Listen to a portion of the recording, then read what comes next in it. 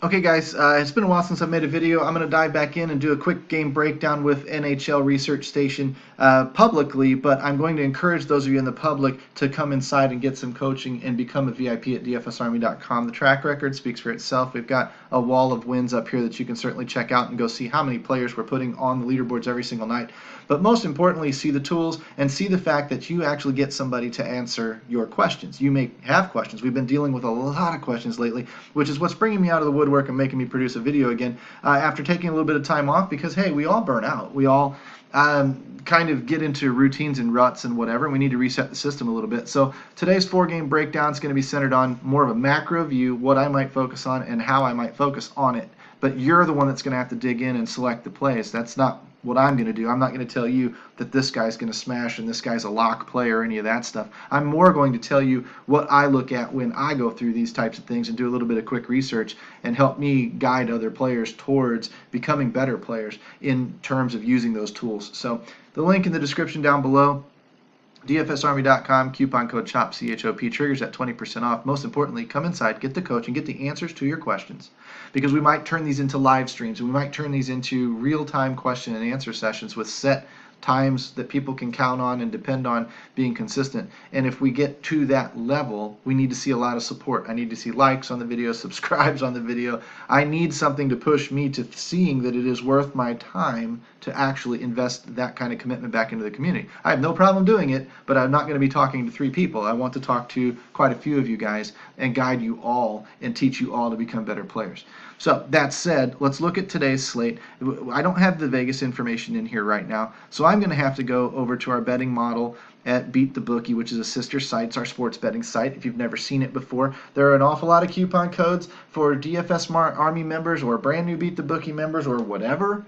A lot of free opportunities to try them for 30 days, a lot of discounts for VIP members to try them for 30 days, etc., etc. These guys over here, Anthony and Ryan, are putting together sports models that are data-driven, that are winning. I mean, are they winning at 80%? No, the industry doesn't do that, but they're winning at 58, 59, 60% over months at a time and generating pretty decent ROIs for the sports betting community. I would encourage you to check it out if you're interested. What I use it for is the betting models. I'm going to see if there's any major discrepancies between Anthony's model and what Vegas is saying, because we know Vegas invests the resources. Vegas likes to put together, the nerd power to predict where to start their betting lines so that people then have a decision to make and it's not such a slam dunk where it's obvious they're wrong. So they're going to put that stuff together, studying history and matchups and everything else. They're going to give us a rough idea.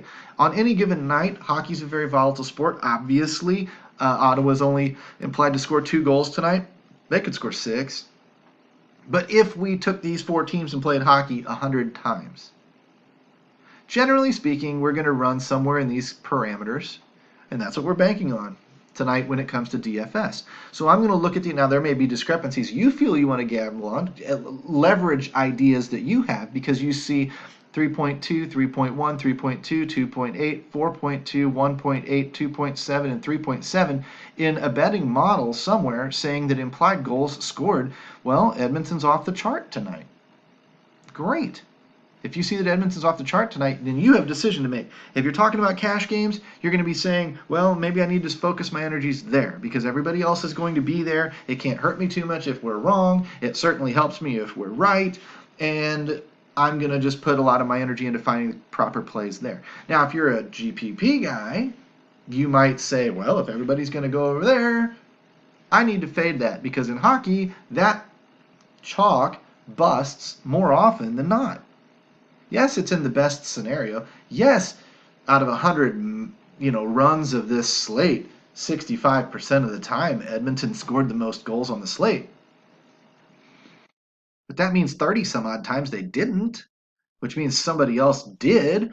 And if I can pick that team right, I now generate leverage. If all of the ownership's concentrated in Edmonton, let's say 30% of the lineups have a decent amount of Edmonton exposure, then I can trap them over there and they can sink with that ship when I wasn't there. And now I'm fighting in, say, a 100-person contest. I'm only fighting 70 of you for that top spot instead of all 100 of you. And that creates an advantage for me because it's easier to beat 70 of you than it is to beat 100 of you just by the very nature of numbers. So I'm trying to create those types of situations for myself. Ottawa Senators have a ton of leverage tonight. If you stacked up Ottawa and they happen to be the highest scoring team on the slate tonight, you might be only fighting with about 10 people out of 100 to have the best lineup on the night. You might even be only 3 of you. I don't know. What I know is that the likelihood of that happening is very, very small. So the payout for that risk had better be very, very high. I don't mean turn $1 into $25. I mean, you better be turning $1 into 100 or more to take that kind of a risk. And if so, go for it. Do it. That's what this is all about. But I'm, for cash games, probably focused on Edmonton and probably Washington. For tournaments, I'll debate it. Might be a little bit more focused in this game down here, shooting out, depending on how popular these teams project to be. Might even take a chance, on one of these teams, whatever. That's up to you to determine where you want to be, how much of the Vegas information you want to use, how much you think people are going to gravitate towards Edmonton tonight, and whatnot. Where would I use that? I'd go into the research station. I'd start saying, let's say I wanted to focus on Colorado and Toronto. I think that game's going to shoot out. I'm going to want some exposure to it in tournaments. Who would I look for? Well, the obvious answers would be who's shooting the most and blocking the most shots. Where's my volume, my stability of predictability? A player that shoots a lot tends to shoot a lot. Yeah, goals come and go. But the high shot volume is what we would like for somebody we can maybe depend on. Now, you can play the regression game of, oh, he's been hot lately. Let's hope he stays hot. Or, oh, he's overdue. He's been really cold lately. He's due to break out. I don't care what side of that fence you fall on.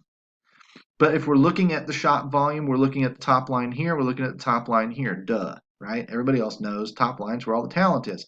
Now, you can pick from an Austin Matthews, or you can take a couple of his side pieces for value.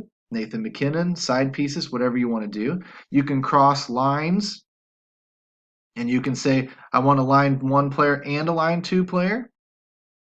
And let's say McKinnon, and then I need a cheaper player here. I might look at a goal and 2 assists on 12 shots, 13 shots and blocks out of JT Compher, and then I link him back with McKinnon, and I overlap him with a Makar. Now I've got 3 players. Makar will be on the ice with McKinnon some, be on the ice with Compher some. He correlates on the power play with McKinnon, so he's going to be on the ice a lot with McKinnon, which means if he throws in the puck and McKinnon scores, then I get double dip on the points, the goal and the assist. I might get lucky, and Makar might do it with Compher on the second line.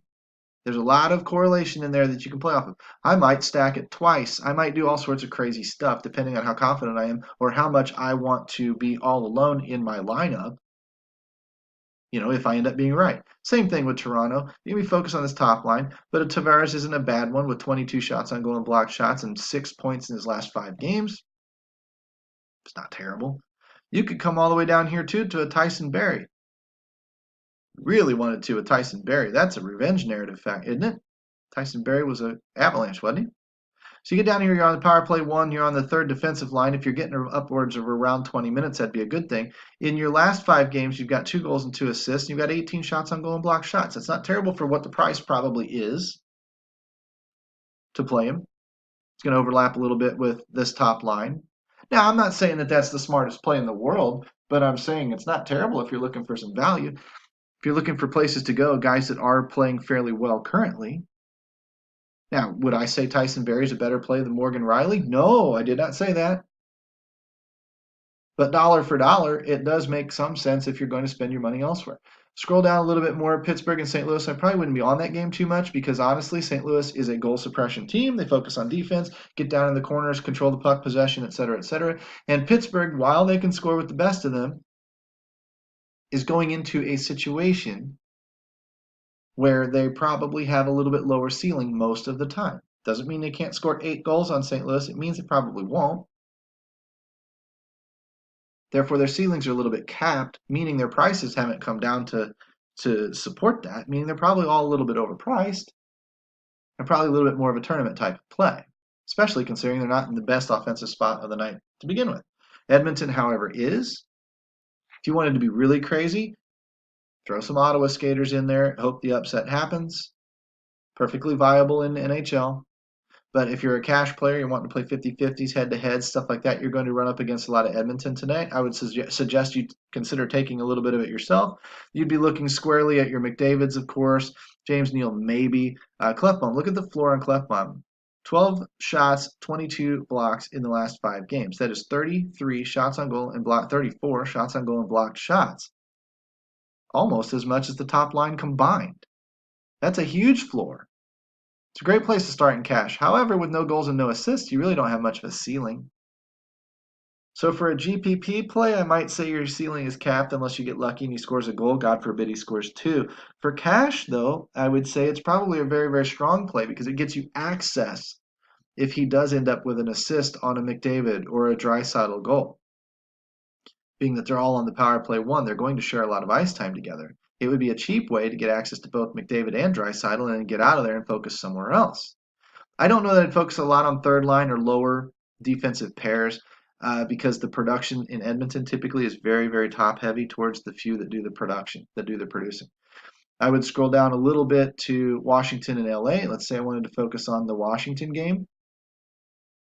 Obviously, I'd look at an Ovechkin. I can afford an Ovechkin if I don't take a McDavid or a McKinnon. If I took a Klefbom and a Makar as my defensive, I can avoid those other games kind of for the most part and then concentrate my wings and my stacking here. And I might take Ovechkin and I might take Vrana because they overlap on the top power play line. I might do something along the lines of, Tom Wilson for access to Ovechkin and then focus on that second power play unit of Lars Eller. There's just a lot of different ways to go. It's why it's so hard to precisely pinpoint the production in hockey because there are just a million moving pieces. If this was a showdown slate, which it undoubtedly will be, I would look at the fact that Washington's favored, maybe not by a lot. People probably are not going to trust Washington on a back-to-back. They're still going to cover a lot of Ovechkin and the brand names because that's what people generally, the casual player, leans towards. So if I see a large shift in Vegas odds or something like that, saying that at home on Washington's visiting back-to-back, LA should win the game, I might stack Washington. If I see any kind of ownership report saying that Washington is going to be fairly highly owned tonight and they're actually favored, then I might stack up Kings. I might just do both for the hell of it and go overboard on one or the other and then just take the night off and realize that if I hit correctly in a GPP, one side or the other might win. These are just all things that we talk about, and it's not a lot of detail, of course. That detail is going to come inside the VIP rooms at dfsarmy.com, but it is a general idea of where I might go on a slate in, 13 minutes on a 4-game slate, what I might look at, the tool I would look at to use. Now, I've got other tabs in here like the Skaters tab. If I wanted to really dive in and drill down and find implied scoring percentages and find, last 5 shots on goal, last 10 shots on goal, and be able to sort and filter them out, look at their prices, be able to take out all of the guys that are not on a power play unit, et cetera, et cetera, et cetera. This tool can be as simple or as sophisticated as you want it to be. And I've had many, many members join the website because of this tool alone. The research stations are absolutely incredible for all of our sports, NFL, NBA, NHL, whatever. We've got research stations for everything. We've got coaches for everything. If you have questions about college football, I'm not your guy, but we've got the guys that you can ask. If you're a general bankroll, how do I get started? How would I budget myself? How do I need to learn to get fundamentally sound? How much would I play head-to-heads? How much would I play tournaments? How much would I this? How much would I that? That's the stuff that I handle. The conceptual stuff is the stuff that I can sit in there. We can talk until we're blue in the face. But you got to come inside dfsarmy.com, become a member, and you've got to use coupon code SHOP, CHOP, trigger that 20% off discount, and get your button here and get the win. And you see us on the leaderboard. You see the Army hats up there all the time. We do what we do because we're good at it. We're the only site that actually tries to help you win. Everybody else says they do, but they either only provide tools or only provide content. They don't talk to you. Or they have these big names floating around out there, these big winners that you can never talk to. You can talk to our winners. That's what we do here. Our job, we were founded upon the principle of helping you become a better player, turning an everyday Joe into a DFS pro. That's what we're looking to do. If you're looking for us, we're looking for you. Come on inside, use the coupon code. I will talk to you all later. See ya.